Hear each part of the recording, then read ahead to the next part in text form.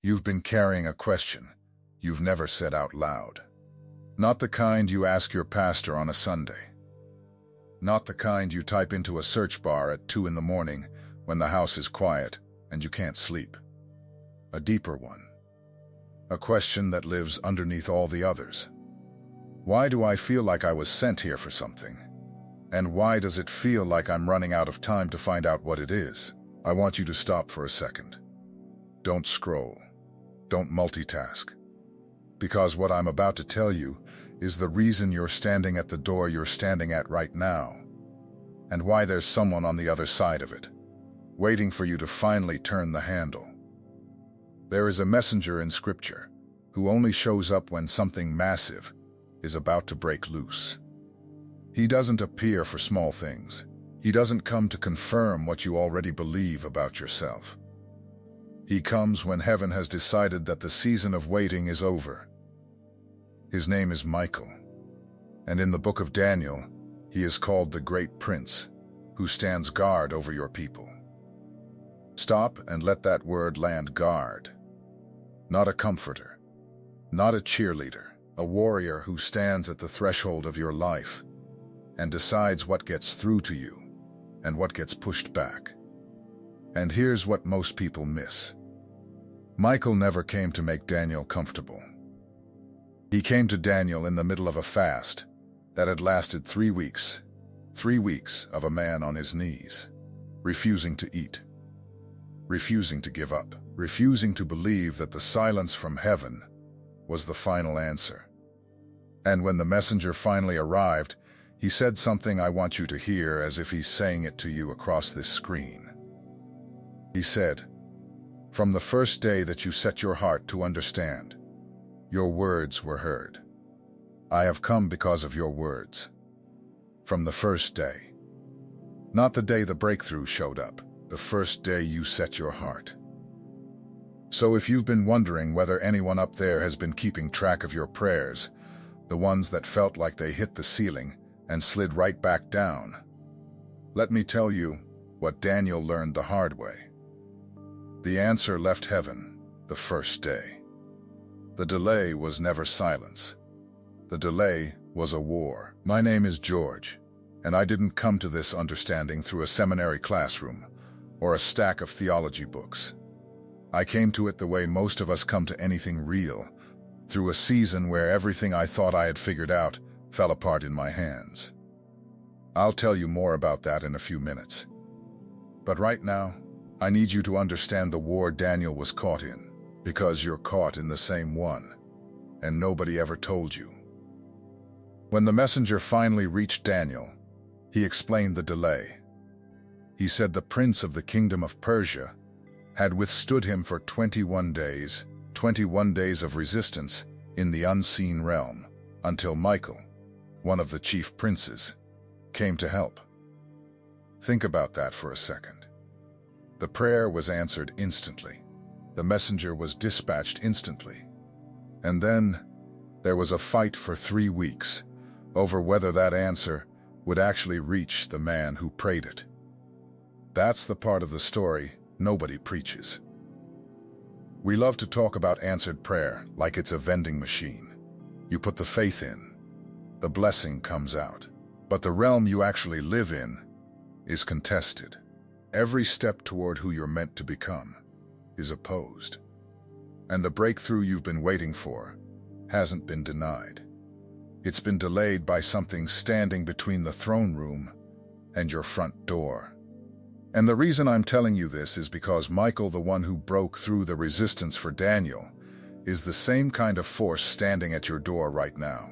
The question is whether you'll recognize him when he knocks, or whether you'll keep mistaking the war for God's silence. Let me ask you something. Have you ever noticed that the closer you get to a turning point, the harder everything gets? You finally decide to change, and that's the week everything falls apart. You finally start praying again, and that's when the old temptation comes back stronger than it has in years. You finally feel a stirring that maybe, just maybe, your life is about to shift into something it was always meant to be. And suddenly, you're more tired, more discouraged, more attacked than you've been in a decade. That's not bad luck. That's confirmation. Resistance is the shadow that proves the light is moving toward you. I think of Elijah here. This is a man who had just called down fire from heaven. He just stood alone against 450 prophets of Baal and watched God answer in front of an entire nation. If anyone had earned a season of peace, it was him. And what happened the very next day? A threat from a queen named Jezebel sent him running into the wilderness, collapsing under a tree, begging God to take his life. The greatest spiritual victory of his life was followed immediately by the lowest point of his soul. Why am I telling you about Elijah? Because I need you to understand that the crash after the breakthrough is not a sign that you got it wrong. It's the enemy's last attempt to make you quit one step before the door opens. And here's what God did. He didn't lecture Elijah. He didn't shame him for being afraid. He sent an angel to feed him. Twice, the messenger touched him and said, "Arise and eat, because the journey is too great for you." Heaven didn't send a sermon. Heaven sent strength, because God knew the assignment ahead of Elijah was bigger than the despair behind him. If you've been in the wilderness lately, if you've been under your own tree, asking God why everything got harder, right when you started getting closer, I want you to hear this. The angel that fed Elijah is the same kind of provision standing at your door. You don't need more willpower. You need to eat what heaven is putting in front of you and get up. The journey ahead of you is too great to make on an empty spirit.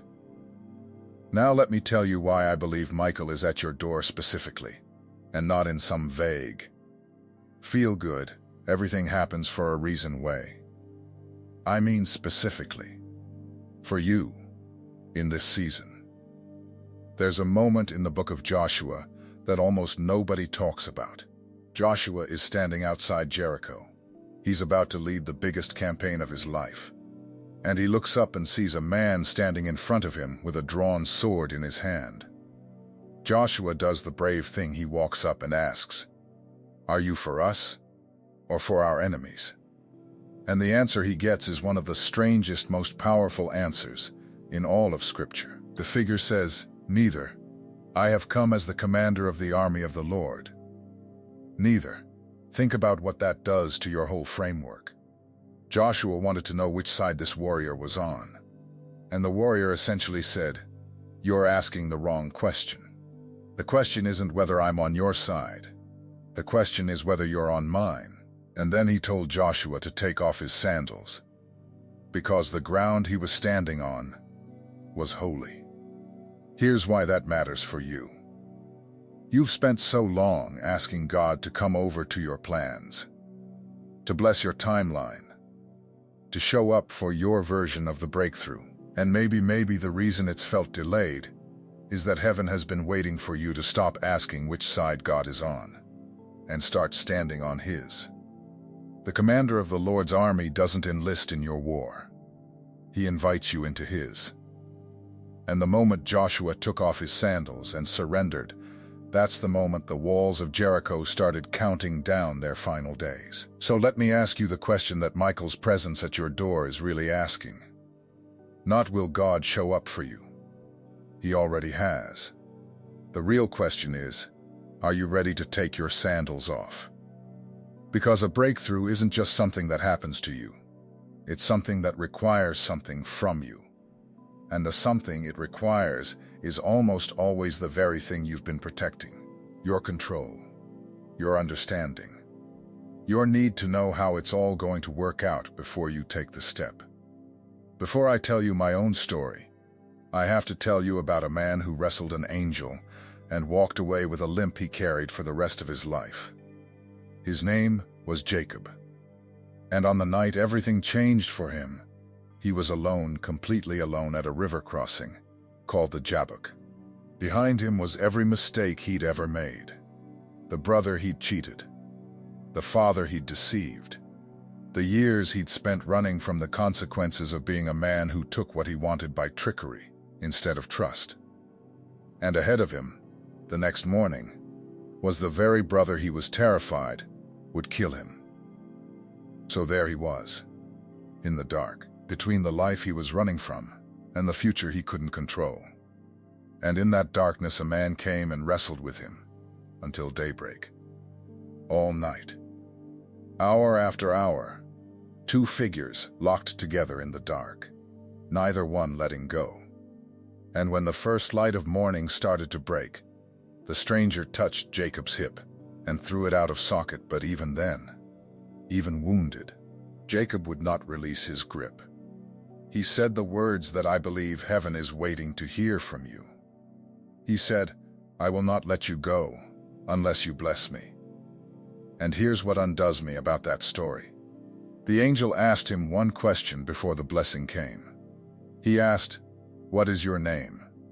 Now, the last time someone asked Jacob who he was, he lied. He stood in front of his blind father, wrapped in his brother's clothes, and said, "I am Esau." He built his whole life on pretending to be someone he wasn't. But this time, in the dark, wounded, holding on for dear life, he finally told the truth.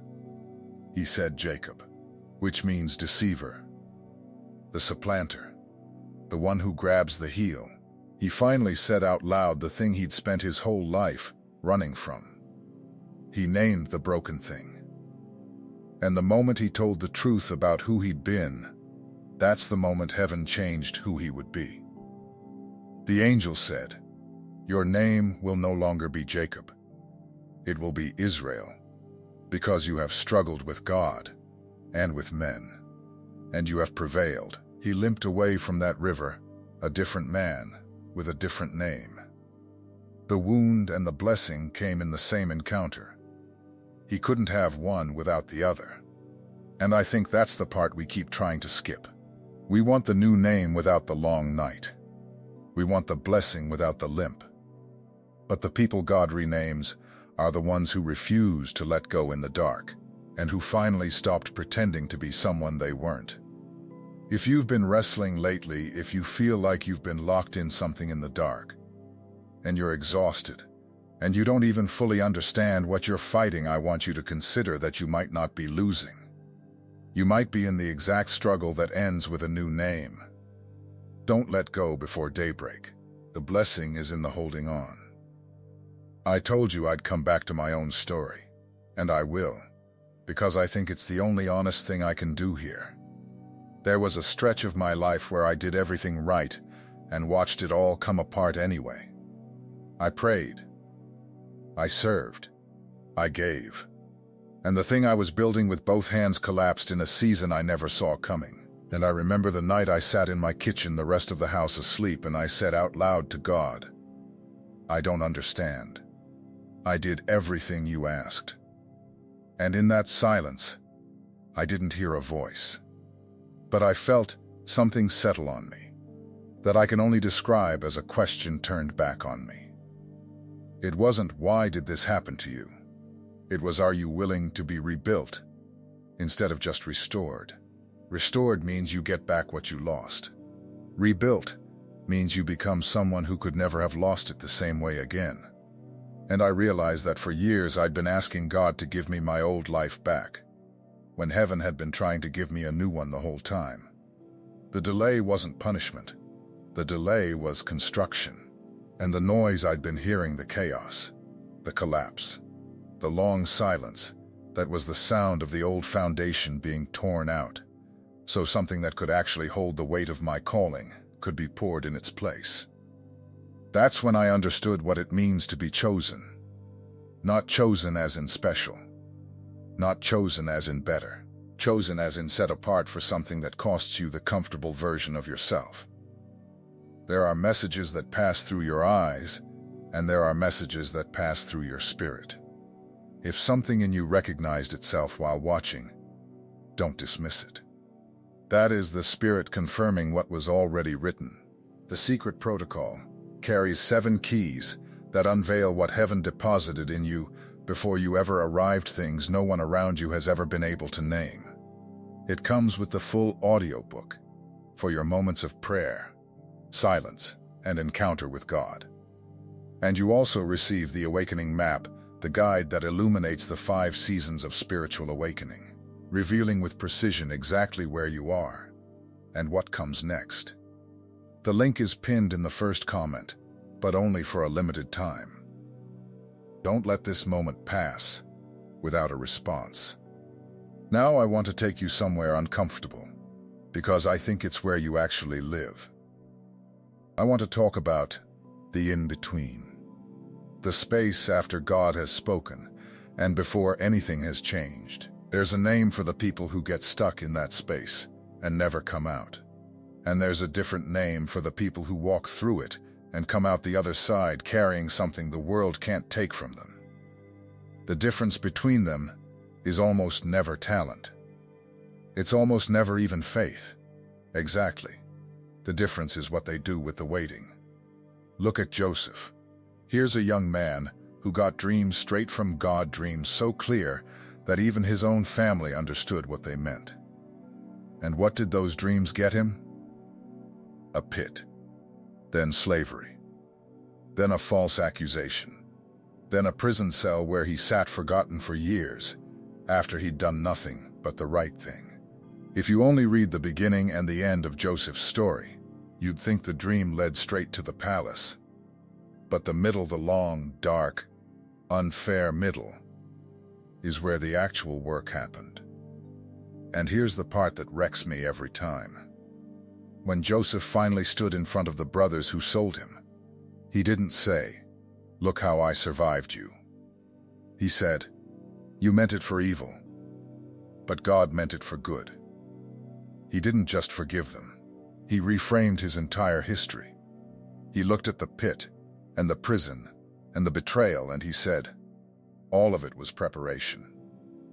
The same events that should have made him bitter made him a deliverer of nations instead. Because somewhere in that prison, he stopped asking God to get him out and started letting God build something in him that the palace would later require. You are in your middle right now. I can feel it through this screen. You've had the dream, you've had the stirring, the sense, the knowing that there's more for you than the life you're currently living. And then life puts you in the pit. And the longer you sit there, the more tempted you are to believe the dream was a lie. It wasn't a lie. It was a seed, and seeds don't look like anything when they're buried. They look like death. They look like nothing's happening. But underground, in the dark, where you can't see it and can't control it, the roots are going down so the thing can finally stand up. The delay you're cursing is the very thing making you unbreakable. Let me tell you about one more, because I think you need her. Esther, a young woman who never asked to be in a position of power, suddenly placed in a palace at the exact moment her entire people faced annihilation. And she was afraid, of course she was afraid, because stepping forward could have cost her life. And her cousin Mordecai sent her a message that I want you to read as if it were sent to you. He said, "Who knows whether you have come to the kingdom for such a time as this? For such a time as this. Not for an easier time. Not for a time when you'd feel ready. Not for a time when all the resistance would magically be gone. For this time. The hard one. The one you're in. You keep waiting to feel ready before you step into who you're supposed to be." But Esther wasn't ready. She was terrified. What she had wasn't readiness, it was the willingness to step forward anyway, with her people behind her and her life on the line, and say, "If I perish, I perish." And the moment she stopped protecting her own safety and stepped into her assignment, is the moment an entire nation was saved. That's the door.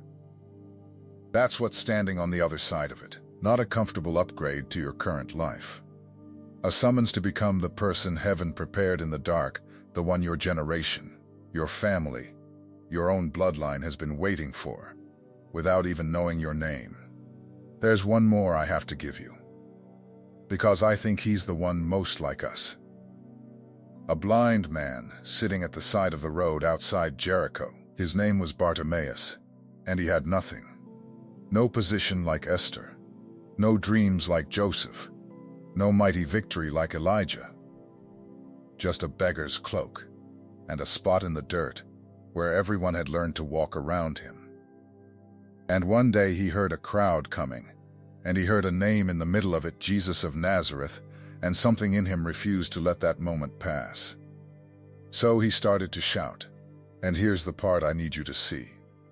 The crowd, the very people closest to the miracle, turned around and told him to be quiet.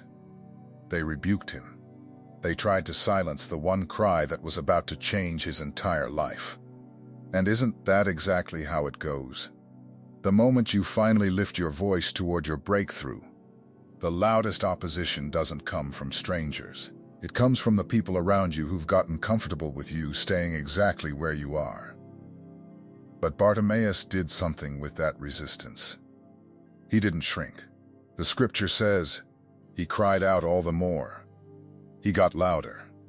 He refused to be talked back into his place, in the dirt. And Jesus stopped. The whole procession stopped for one blind beggar, who would not be silenced. And Jesus asked him the question I want to leave ringing in your ears. What do you want me to do for you? Think about that for a second. The Son of God, standing in front of a blind man, asking him to name it. Not because heaven didn't know, because heaven was waiting for him to stop being vague about his own deliverance. And Bartimaeus said it plain. I want to see. And right there, in the dirt, in front of the crowd that had tried to silence him, he received the very thing they'd told him he had no right to ask for. And the first thing those new eyes did was follow Jesus down the road. You have been told to be quiet about your calling for long enough. By the people around you, by the voice in your own head, by every season that didn't go the way you prayed. But the procession is passing your spot in the road right now. And the only thing heaven is waiting for is for you to stop being polite about your breakthrough and cry out all the more. Michael didn't come to Daniel because Daniel was perfect. He came because Daniel set his heart. He came to Elijah under the tree at his lowest, most suicidal moment. He stood in front of Joshua before a single wall had fallen. He let Joseph sit in a prison long enough to become a man who could carry a palace. He placed Esther in position and let her be afraid right up until the moment she chose. Not one of them was ready. Not one of them was unbroken. Every single one of them was opposed, delayed, and tempted to quit one step before the breakthrough. And if you're sitting there thinking, George, that's beautiful for them, but you don't know how small I feel, how hidden, how unqualified, then let me give you Gideon. When the angel of the Lord found him, he was hiding in a winepress, threshing wheat in secret, because he was terrified of his enemies. Hiding, and the angel didn't address him by what he was. The angel said, "The Lord is with you, mighty warrior." Mighty warrior to a man cowering in a pit. And Gideon argued. He said in so many words, if God is with us, why has all this happened? And anyway, my clan is the weakest, and I'm the least in my father's house. He gave heaven his whole ursum of reasons he was the wrong man. And God didn't argue with his low opinion of himself. God just said, go in the strength you have. Have I not sent you? Not the strength you wish you had. Not the strength you'll have once you feel ready. The strength you have right now, today, in the pit, while you're still afraid. Because the calling was never based on what Gideon could see in himself. It was based on what God had already decided to do through him. The angel spoke to the warrior before the warrior ever showed up. Because heaven calls you by your destiny, not by your history. That's the war you have to win first, before any of it. It's not the war against your circumstances. It's the war against the voice that tells you it's too late, that you've wasted too much time, that you missed your window, that the calling was for someone younger, holier, less broken than you. The door you're standing at is the same door, and the only thing standing between you and the other side of it is the willingness to stop asking God to bless the life you've been clinging to and start letting Him give you the one He's been building. So here's what I want from you, and I mean this specifically. Don't comment something vague. Don't tell me I needed this or drop a praying hands emoji and scroll away. I want you to tell me one thing. Name the exact moment you almost gave up the day, the season, the specific night you sat in your own kitchen, the way I sat in mine, and tell me one sentence about what kept you from quitting. Just one. Because somewhere in these comments, the thing that kept you holding on is going to be the exact thing that keeps a stranger from letting go tonight. That's how this works. The thing you survived becomes someone else's map out. This channel is created without ads and without platform income. If these messages have touched your heart, strengthened your faith, or helped you during a difficult moment, and you'd like to support this work, you can use the CR code on your screen or the contribution link in the pinned comment. Thank you for walking this path with us.